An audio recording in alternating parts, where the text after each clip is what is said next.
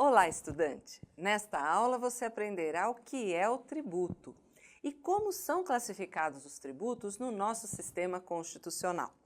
Uma boa aula para você!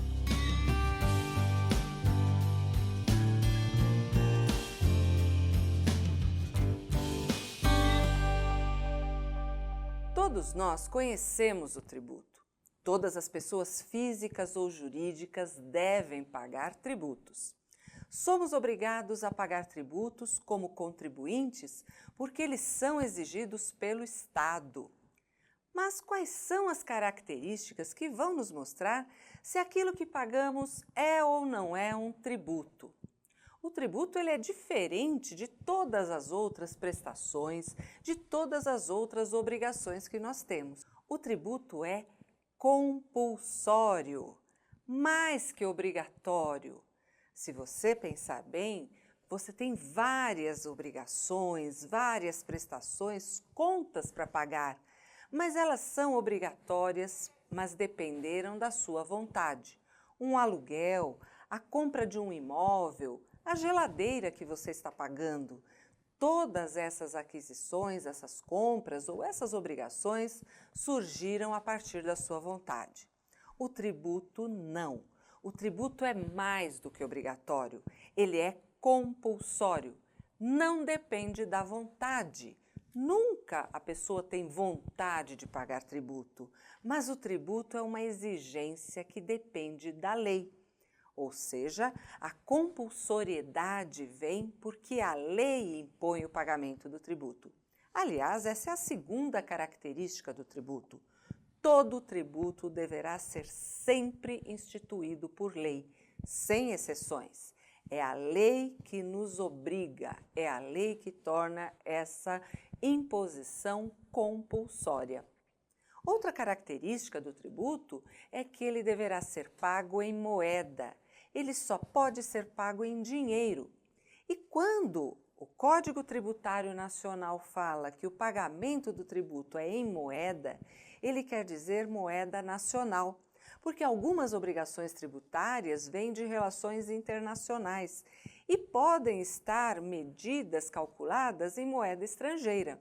Mas o pagamento será feito sempre em moeda nacional. Haverá conversão da moeda estrangeira para a moeda nacional e deverá ser pago em moeda. Outra consequência dessa determinação do Código Tributário Nacional, do pagamento do tributo em moeda, é que não existe outra forma de pagar tributo, através de serviços, por exemplo, algum trabalho que você faça para o Estado e com isso a sua obrigação tributária seja extinta. Isso não é possível. O pagamento do tributo é sempre em dinheiro. Outra característica fundamental do tributo é que ele não é sanção por ato ilícito. O tributo não é uma punição por coisas erradas que fazemos. Muito pelo contrário, o contribuinte é aquela pessoa que cumpre suas obrigações e quando a situação acontecer na vida dele, ele pagará o tributo não como uma punição, mas como uma obrigação imposta pela lei. Dessa forma, o tributo se diferencia das multas, por exemplo. A multa, sim, é uma penalidade por atos ilícitos, por coisas erradas que as pessoas fazem. E o Estado também vai exigir o pagamento em dinheiro dessa prestação compulsória, que é a multa. Mas a multa é sanção por ato ilícito, enquanto o tributo não. Professora, poderia dar um exemplo de tributo? Todos nós conhecemos o exemplo que eu vou dar. Uma pessoa que tem um carro deverá pagar o IPVA, Imposto sobre a Propriedade de Veículos Automotores.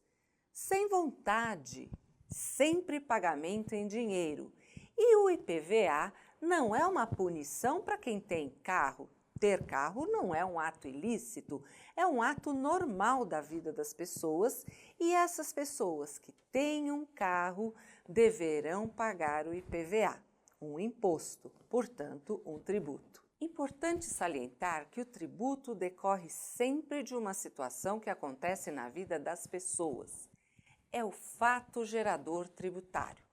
Vamos ver um slide que resume o que é o fato gerador de uma obrigação tributária. O fato gerador tributário é essa situação prevista em lei, ou seja, a lei vai criar o tributo e descrever essa situação, que será uma situação de natureza econômica, uma hipótese de um ato econômico que envolva dinheiro na vida do contribuinte. Mas é obrigatório que ocorra essa situação na vida do contribuinte, ou seja, haverá a ocorrência efetiva da situação prevista em lei do fato gerador. E com a ocorrência do fato gerador, nós teremos o nascimento da obrigação tributária. O fato gerador gera a obrigação de pagar o tributo. Outro componente importante do conceito de tributo do artigo 3º do Código Tributário Nacional define a forma de cobrança do tributo. A cobrança do tributo será sempre administrativa, ou seja, realizada por parte de órgãos públicos, órgãos tributários arrecadadores. Essa cobrança é plenamente vinculada, ou seja, não há nenhuma escolha, não há nenhuma discricionariedade sobre a exigência do tributo. O ato de cobrar tributo, ele é sempre oportuno, ele é sempre conveniente para as autoridades tributárias. Então, resumindo, a cobrança do tributo é uma cobrança administrativa e é uma cobrança plenamente vinculada, como determina o artigo 3º do CTN. Vamos conhecer agora as várias teorias sobre a classificação dos tributos no nosso sistema jurídico. São tantos os tributos autorizados pela Constituição Federal que eles são classificados em espécies, tipos de tributos, com características próprias, diferentes entre si. Primeiro, baseada no Código Tributário Nacional, a doutrina mais antiga adotava a classificação tripartite dos tributos. Vamos ver o slide. A classificação tripartite dos tributos classifica todos os tributos em apenas 3 espécies: impostos, taxas e contribuições de melhoria. Ou seja, qualquer que for o tributo previsto na Constituição, autorizado pela Constituição, vai ter que se encaixar nas características dos impostos, das taxas ou das contribuições de melhoria. Essa classificação já está bastante superada, uma vez que a Constituição Federal trouxe novos tributos com outras características que nem sempre se encaixam como impostos, ou como taxas, ou como contribuições de melhoria. A outra classificação, também já um pouco superada, é a classificação quadripartite. Apenas uma parte minoritária da doutrina adota essa classificação. E a classificação quadripartite divide os tributos nas espécies impostos, taxas, contribuições de melhoria e empréstimos compulsórios, que apenas o empréstimo compulsório se diferenciaria dos impostos, taxas e contribuições de melhoria. Atualmente, a classificação mais aceita pela doutrina, baseada nas regras da Constituição Federal e em decisões do Supremo Tribunal Federal, é a classificação quintopartite, que divide todos os tributos previstos na Constituição em 5 espécies diferentes: os impostos, as taxas, as contribuições de melhoria, os empréstimos compulsórios e as contribuições especiais. As contribuições especiais, então, são classificadas de forma independente, com suas características próprias, que não se confundem com impostos ou taxas ou qualquer outro tributo. Essa, sim, é a classificação mais aceita pela doutrina e pela jurisprudência. Dessa forma, Os tributos previstos na Constituição, autorizados para a instituição da União, do Estado, do município e do Distrito Federal, estão classificados em uma dessas 5 espécies tributárias. Para sabermos que tipo de tributo está sendo exigido pela lei, o artigo 4º do Código Tributário Nacional traz a regra para a sua classificação. Veja qual é esta regra. O artigo 4º do Código Tributário Nacional determina que a natureza jurídica específica do tributo, ou seja, as características que vão determinar a sua classificação entre impostos, taxas, contribuições de melhoria, empréstimos compulsórios ou contribuições especiais, é determinada pelo fato gerador da respectiva obrigação, ou seja, aquela situação que fará gerar a obrigação tributária. Então, é o fato gerador que é relevante para determinar se um tributo é imposto, taxa ou outra espécie tributária, sendo irrelevantes para qualificá-la a denominação e demais características formais.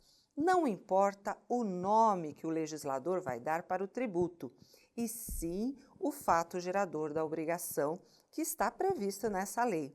Também não importa características formais que a lei trará, mas que não vai descaracterizar o tributo em função do seu fato gerador. O artigo 4º também determina que é irrelevante a destinação legal do produto, ou seja, o resultado da arrecadação, a destinação do dinheiro da arrecadação. Não importa para classificar o tributo, é irrelevante para qualificar aquela obrigação tributária. Entretanto, não podemos esquecer que as contribuições especiais têm sim uma destinação legal em relação à sua arrecadação. Veja agora o resumo da nossa aula. Vimos que o tributo é compulsório, mais do que obrigatório. Isso porque ele é instituído pela lei, criado pela lei e imposto pela lei. O tributo deve ser pago em moeda e ele não é sanção por ato ilícito, não é uma punição por coisas erradas, atos errados. Vimos também que a classificação aceita atualmente dos tributos é a classificação quinto partite, que classifica os tributos em impostos, taxas, contribuições de melhoria, empréstimos compulsórios e contribuições especiais. Por fim, vimos que a natureza jurídica do tributo é determinada pelo seu fato gerador, pela situação prevista em lei para gerar a obrigação de pagar o tributo, e que é irrelevante a denominação, as características formais e a destinação da arrecadação, a destinação do dinheiro. Essas características são irrelevantes para classificar o tributo. Espero que você tenha aprendido bem o nosso conteúdo. Um bom estudo, até a próxima aula.